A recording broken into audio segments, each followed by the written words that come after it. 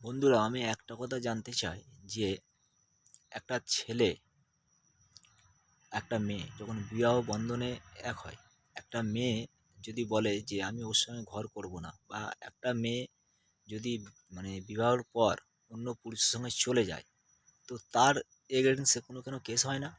Case করলেও কি হয় যে মেয়ে বললো আমি ওর সঙ্গে থাকবো না, আমি এর সঙ্গে থাকতে চাই। তখন বলা হয় কি, ঠিক আছে তাহলে তুমি ওকে ডিভোর্স দাও, কারণ ও তোমার সঙ্গে থাকতে চাইছে না। আমি এইটা মহামান্য আদালত, সুপ্রিম কোর্ট, আমাদের যেটা সবথেকে ইন্ডিয়ার বড় আইনজীবী কোর্ট, তো সেখানে পৌঁছাবে না আমি জানি। তো সেখানে যদি পৌঁছানো সম্ভব নয়, কারণ আমি কোনো ইউটিউব চ্যানেলও নয় আমার, বা আমি কোনো ধনী ব্যক্তির ছেলেও নয়, সেই জন্য পৌঁছাবে না। আমি এই প্রশ্নটা করতে চাই আদালতের কাছে, যে একটা মেয়ে যদি বলে আমি ওর সঙ্গে থাকবো না, অন্য কারোর সঙ্গে থাকতে, অন্য ছেলেকে বিবাহ বন্ধনে, তার সঙ্গে যদি বিবাহ বিবাহ বন্ধনে জড়িত হয়, তো তার এগেনস্টে কোনো কেস হয় না। কেস হলেও বলে কি, ও তোমার সঙ্গে থাকতে চায় না, তুমি ওকে ডিভোর্স দিয়ে দাও। আর একটা ছেলের যদি ব্যাপার হয়, একটা ছেলে যদি চায় যে আমি এর সঙ্গে থাকবো না, তার কি হয় যে ওর কেস দিতে হবে, ওই খোরাকি খরচা দিতে হবে, ওকে এত টাকা দিতে হবে, ওর প্রতি অত্যাচার করেছো। এটা কেন ছেলেদের জন্য নয়, আইন হবে সবার জন্য সমান। এখন তো বলে মেয়ে ছেলে সবাই সমান, তাহলে আইনটা উভয় পক্ষে, দুজনের পক্ষেই সমান থাকবে। তাহলে কি হবে, কোনো ছেলেও দোষ করতে পারবে না, কোনো মেয়েও দোষ করতে পারবে না। এই কারণে এখন হাজার হাজার মেয়ে কত সাহস পেয়ে কত যে নির্দোষ ছেলেকে পাগল করে দিয়ে চলে যাচ্ছে, যে ধারণার বাইরে। এত মানে ফেসবুক এত কিছু হয়ে, ইনস্টাগ্রামে এত কিছু হয়ে, এত কিছু ঘটছে, তো এটা কি আইনের চোখে পড়ছে না? একটা ছেলে যদি একটা মেয়ের সঙ্গে করে খারাপ, আর একটা মেয়ে করলে কেন খারাপ নয়? আজকে একটা মেয়ে, আমার কথাই বলছি, আমার ওয়াইফ আমার সঙ্গে ঘর করতে চায় না। সে সমস্ত এভিডেন্স আছে, প্রথমে বললো আমি ওর সঙ্গে ঘর করতে চায় না, যখন ওকে ভিডিওতে বললো তাহলে তুমি যখন ঘর করতে চাও না, তো কোনো খরচা দিতে পারবে না। বললো কি খরচা দিতে হবে না, আমার লাগবে না কিছু। বললো কেন? বললো আমি নিজে চাকরি করে। হ্যাঁ, ও চাকরি করে, একটা কোম্পানিতে চাকরি করে, ফ্লিপকার্টে চাকরি করে। বলে আমি বললাম আমি তোমাকে ডিভোর্স দিতে পারি, আমার 5 বছরের বাচ্চা আছে, তো বাচ্চাটাকে আমাকে দিয়ে দিতে হবে। বললো আমি ছেলে দেবো না। তো আইন জানে মায়ের কাছে থাকবে, তো ছেলেকে জিজ্ঞাসা করলে ছেলে বলে আমার কাছেই থাকবো। যাই হোক, তো আইন হিসাবে ওর কাছেই ছিল। তো 1 মাস পর যখন যাওয়া হলো, তখন পুলিশও ছিল, আমাদের রাজাপুর থানা, উলবেড়িয়ার রাজাপুর থানা পুলিশ অফিসারও ছিল, স্যার ছিল। সেখানে প্রশ্ন করলো, ওখানে হাজার প্রশ্ন করবে, সব A to Z প্রশ্ন করবো, করে বললো তুমি 7 দিনের জন্য ওর কাছে যাও। বললো 7 দিন কেন, আমি ওর সঙ্গে 7 মিনিট থাকবো না। তখন ওনারা বললো যে তোমার যখন ওয়াইফ তোমার সঙ্গে থাকতে চাইছে না, আমরা তো কিছু করতে পারবো না।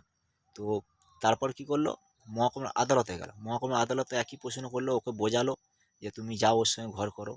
ঠিক আছে, এমন কোনো দোষ আমি করিনি। হ্যাঁ, ও অবশ্যই আমার সঙ্গে, আমি চাইছি ও বলতে পারতাম যে আমি ওর সঙ্গে, আমি অন্য অন্য যদি মেয়ের সঙ্গে, অন্য কোনো নারীর সঙ্গে যদি আমি থাকতাম, অন্য নারীর সঙ্গে কিছু করেছি, দেখেছে, ধরা পড়েছি, তাহলে আমার দোষ দিতে পারো। সংসারে ঝামেলা নিয়ে তুমি আলাদা খাবে, আমি একটা ছেলে, তুমি আলাদা খেতে চাও, সেটা আমি রাজি হচ্ছি না, তুমি ঘর করবে না, এটা কোনো কোনো আইনে লেখা নেই। ঠিক আছে, যাই হোক, তো ও যে এই কাজগুলো করছে তার জন্য কোনো আইন নেই। তো ওখানে গিয়ে বলল, মহকুমা আদালতে গিয়ে বললো আমাকেও মেরে ফেলবে। ঠিক আছে, তখন ওখানে স্যার বলল, যিনি ছিল উনি বলল ঠিক আছে আমরা তোমাকে মানে প্রোটেকশন দেবো। ঠিক আছে, প্রোটেক্ট করবো তোমাকে আমরা। তো ও বললো আমি বিশ্বাস করি না, আমি তো ঘরের ভেতরে থাকবো। তখন ওরা কেস ডিসমিস করে দিল। তারপরে গেল, বলল কোর্টে কেস করলো আমাদের নামে, তো আর জামিন হলাম। যাই হোক, মিথ্যে কেস করলো, যে মেরে তাড়িয়ে, যেটা হয় প্রতিদিন, যেটা কেস করলো মিথ্যে, ঠিক আছে, তাও ঠিক গেলাম, চাপ নিলাম। আবার কেস করেছে যে খরগোশ কেস দিতে হবে, 14,000 টাকা করে মাসে দিতে হবে। আমি অসুস্থ, আমি স্যালারি পাই 8,000 9,000 স্যালারি পাই, তাতে আমার যাতায়াত খরচা আছে 2,000 টাকা, থাকে 7,000 টাকা। আমার বাড়িতে মা অসুস্থ। ঠিক আছে, যাই হোক, তার ওষুধ লাগে, নিজে খাই, খাওয়া পড়া 7-8টা বন্ধু, জানো এই যুগে কিছু নয়। ঠিক আছে, ফ্যামিলি 3 জন ক্ষেত্রে, তার মধ্যে মা অসুস্থ, কিছু নয়, সবাই জানো। তো এর এসে কোনো প্রমাণ নেই। ঠিক আছে, আমার কাছে সমস্ত ডকুমেন্টস আছে। তো কোর্টে গিয়ে এক কথা, মহকুমা আদালতে গিয়ে এক কথা বলেছে, ভিডিওয় গিয়ে এক কথা বলেছে, দু জায়গায় বলছে আমি কাজ করি, আবার এবারে যে রিসেন্ট চিঠি যখন লিখেছে আমি কোনো কাজ করি না। আমার বক্তব্য হচ্ছে কাজ করি, মানে প্রুফ আছে, কেন ওর অ্যাপয়েন্টমেন্ট লেটার আছে, পে স্লিপ পর্যন্ত আমার কাছে আছে। ঠিক আছে, ও কাজকে কেসটা করেছিল, খোরপোশ কেসটা করেছিল নভেম্বরে পে স্লিপ আমি জোগাড় করে নিয়েছি।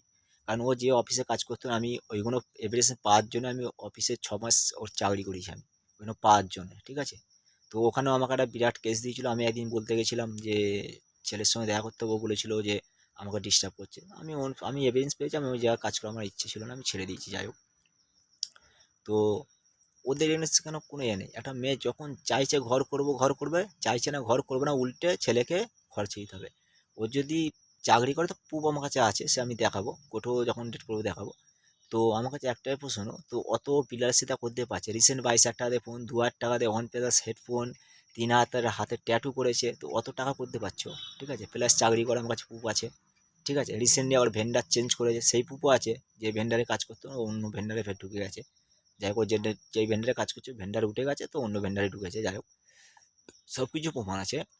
তো একটা মেয়ে কতটা ছলনাময়ী হয় আমি খালি বলি, মানে প্রথমে গেল নিজের মুখে স্বীকার করে সেখানে সই করেছে, কোনো দাবি নেই, আমি যেহেতু, তারা যেহেতু বলেছে তুমি যেহেতু সংসার করতে চাইছো না, কোনো দাবি করতে পারবে না, বললো আমি কোনো দাবি করবো না, সই করে এলো। তো আমি, আমার একটাই দাবি ছিল, আমি তোমাকে ডিভোর্স, কেন জোর করে ঘর করা যায় না বা ঘর করাতে কাউকে পারে না, ফের এলে ফের ঝামেলা হবে, আমারই দোষ দেবে আমি জানি।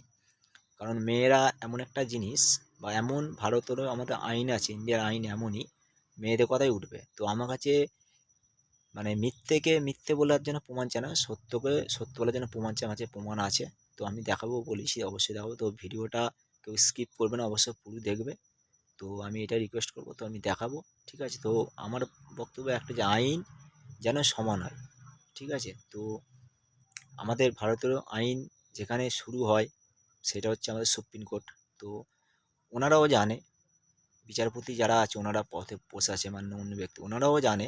তো আইনটা ছেলে মেয়ে উভয় পক্ষ, দুটো পক্ষই সমান দেবে। কোনো মেয়ে যদি কোনো ছেলেকে ডিভোর্স দিতে চায় কোনো কারণ ছাড়া, ঠিক আছে, কারণের সিস্টেম আছে, কারণ ছাড়া যদি ডিভোর্স দিতে চায়, ঠিক আছে, তো সেই মেয়েকেও উল্টে ছেলেকে খোরকোশ কেস দিতে হবে। কেন দিতে হবে না? একটা ছেলের জীবন পুরো শেষ করে দিয়ে একটা মেয়ে চলে যায়, এটা তো জানা আছে।